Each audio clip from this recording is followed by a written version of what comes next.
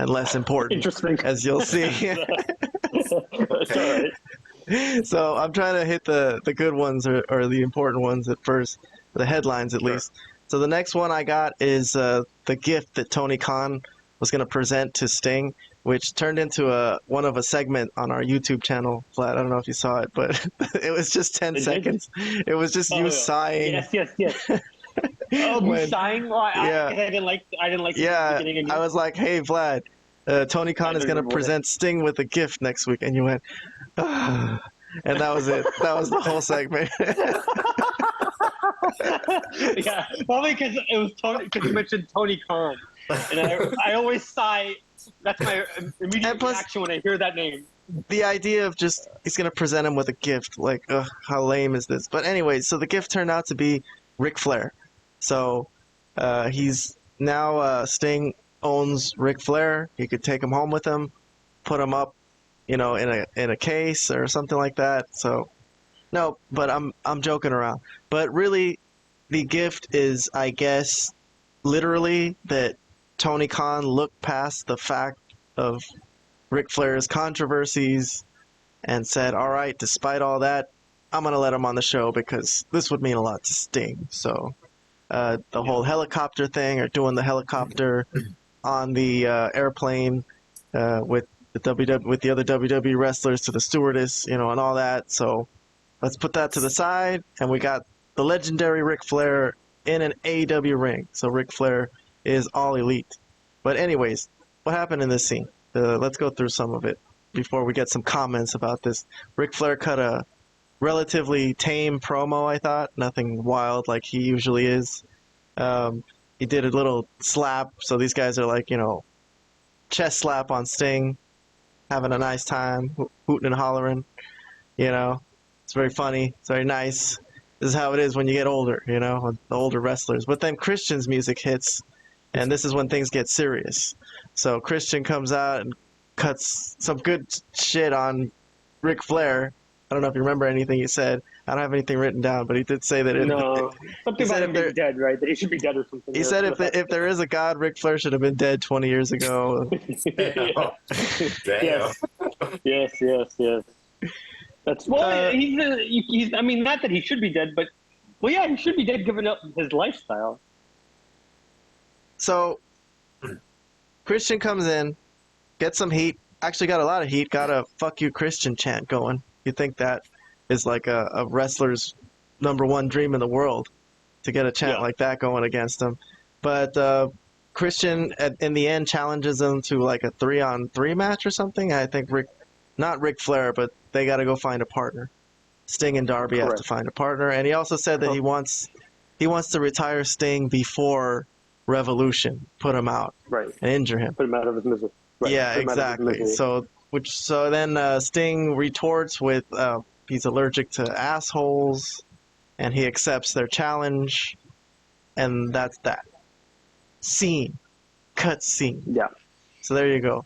Vlad, let's start with you. Any thoughts on Ric Flair getting a chance to at least have one appearance, or do you think this is going to be a continual thing? Is he going to be on the show a little more? What's your feeling on this whole thing? He'll be on the show a bit. I think he'll be on the show especially when it's the match happens, like the last match, like it gets closer to that. I think he'll be there. I think that's what Flair said. As long as he doesn't have any controversies between now and then.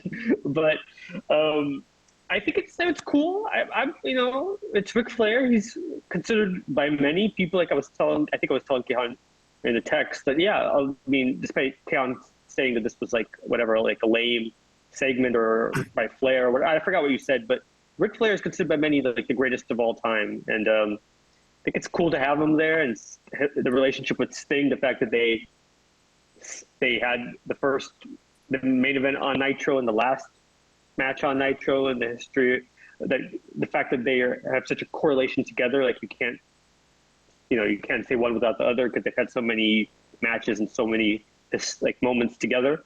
So I think it's cool, and like I said, Flair is a legend. Flair is one of the greats of all time. So it was nice seeing him. Obviously, I don't think he should wrestle, given what we saw in that independent promotion. How about going through a table? Can he go through a table? Oh no. I don't think he looks pretty Just fragile, gotta lay that's there, to be dude. honest. Mae Young went through a table. He can go through a table. I think it would be a huge pop. I think it would be worth the risk. That's just me. Mae But Young, anyways, that's true. That's true. Mae Young did go through a table, but I mean, look, but I think Flair is. Flair almost died, like literally, like not that long ago. He had like an issue where he was in like ICU for like a month. So, and people were like thinking this could be it for him. So I don't think he really should go through a table, but it's Flair, so you never know. He probably will want to do something physical. I think I could see Flair taking a bump, but I hope it's not like a crazy bump. But yeah, it's cool to see him. I don't know what else to say. He's one of the greatest wrestlers of all time. I don't think that can really be argued. I don't know.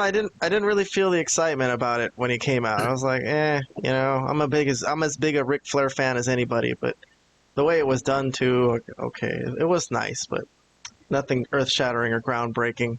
It's just Ric Flair. It was supposed to be a touching moment for Sting. Who, Sure. like I said, Okay.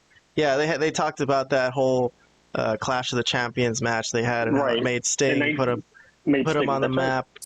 I think Ric Flair needs to get out there and have a match. The last match should be Sting and Ric Flair. That'd be nice and poetic, right?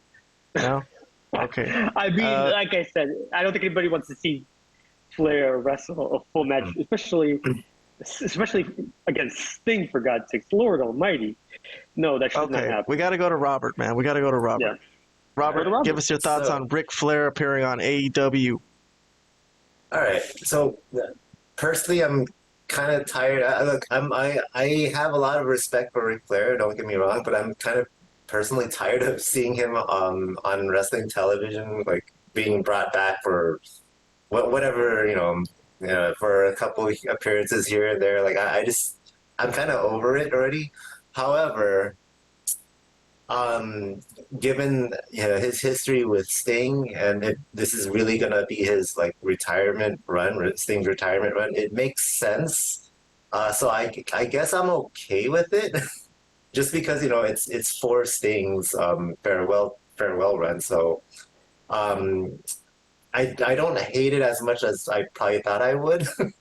Is what I'm trying to say.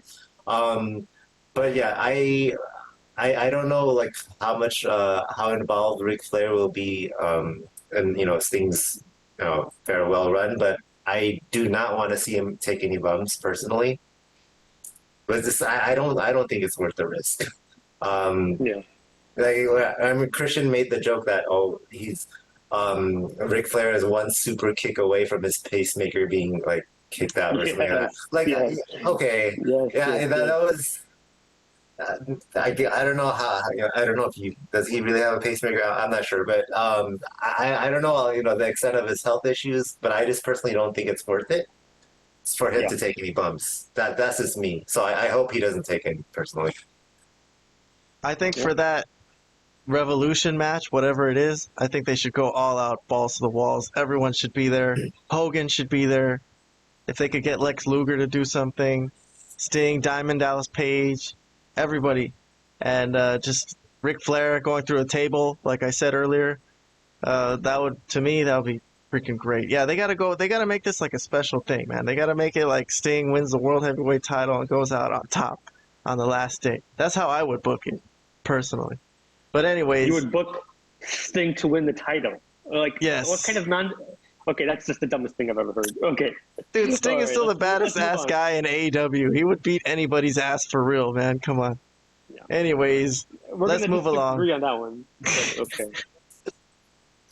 I got some more stories to get to, guys. Let's move along. That was the Ric Flair segment for the day. Still, yeah, so Tripp seeing Ric Flair, surprising and all that, but okay, I don't know. I think the magic is dead. Like Robert said, dude, we had a retirement in 2005. He had another retirement in freaking TNA. He had another retirement in a few months ago on that whatever one-off match that went to hell. And then again, now he's back here. Like, come on, dude, just stay home.